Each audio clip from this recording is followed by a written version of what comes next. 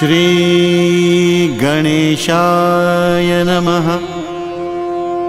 पंचमुखी हनुमान कवच सर्व प्रकार के अनिष्ट दूर करने वाला है।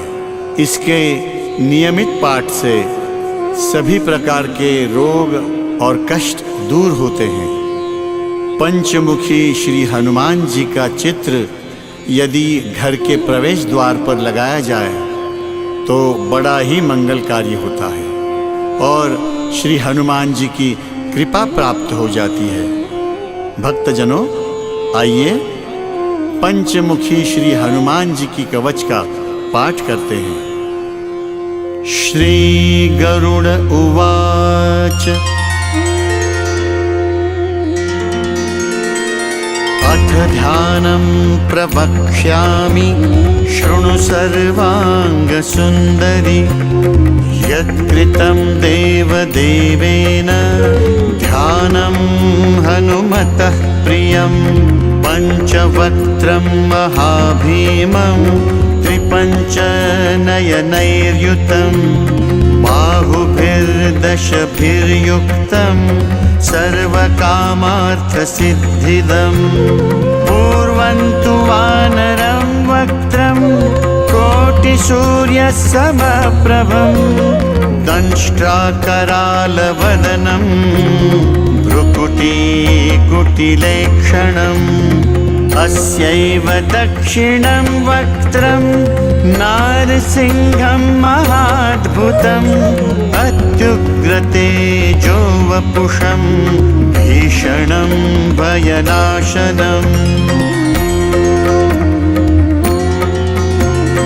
पश्चिमं गारुडं वक्त्रं वक्रतुण्डं महाबलं। सर्वनागप्रशमनं विषभूतादिकृन्तनम्। उत्तरं सौकरं वक्त्रं कृष्णं दीप्तं नभोपमं। पातालसिंहवेताल ज्वररोगादिकृन्तनम्। ऊर्ध्वं हयाननं घोरं दानवान्तकरं परं। येन वक्त्रेण विप्रेन्द्र तारकाख्यं महासुरम्। जघान शरणं तत्स्यात् सर्वशत्रुहरं परं। ध्यात्वा पञ्चमुखं रुद्रं हनुमन्तं दयानिधिम्। खड्गं त्रिशूलं खट्वाङ्गं पाशमङ्कुशपर्वतं। मुष्टिं कौमोदकीं वृक्षं धारयन्तं कमण्डलुं। भिन्दिपालं ज्ञानमुद्रां दशभिर्मुनिपुङ्गवम्।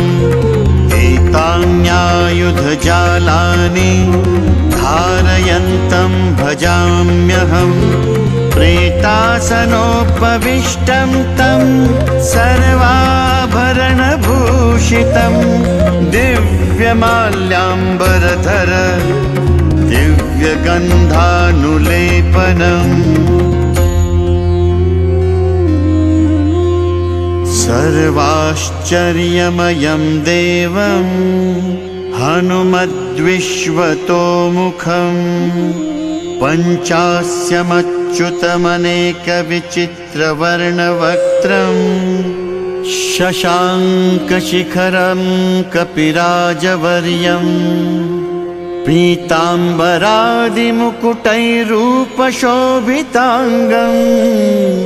पिङ्गाक्षमाद्यमनिशं मनसा स्मरामि।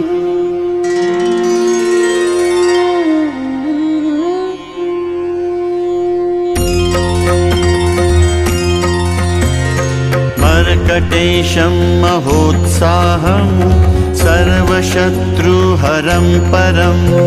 शत्रुसंहार मां रक्ष श्रीमन्नापदमुद्धर। ॐ हरिमर्कटमर्कटमन्त्रमिदं परिलिख्य लिख्यति लिख्यति वामतले यदि नश्यति नश्यति शत्रुकुलं यदि मुञ्चति मुञ्चति वामलता इदं कवचं पठित्वा तु महाकवचं पठेन्नरः एकवारं जपेत् स्तोत्रं सर्वशत्रुनिवारणम् द्विवारं तु पठेन्नित्यं पुत्रपौत्रप्रवर्धनम् त्रिवारं च पठेन्नित्यं सर्वसम्पत्करं शुभम्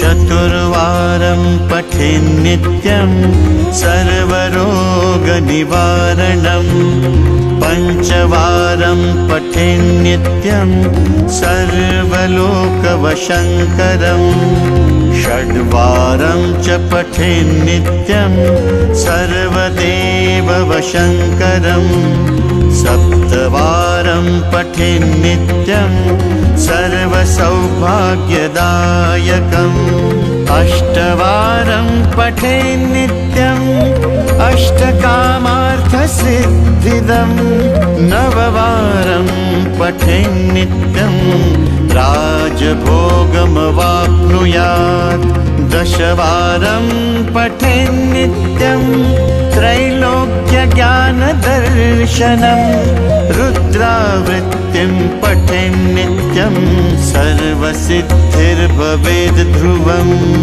निर्बलो रोगयुक्तश्च महाव्याध्यादिपीडितः कवचस्मरणेनैव महाबलं वाप्नुयात् इति श्रीसुदर्शनसंहितायां श्रीरामचन्द्रसीता प्रोक्तं श्रीपञ्चमुखहनुमत्कवचं सम्पूर्णम्। ॐ श्री हनुमतये नमः।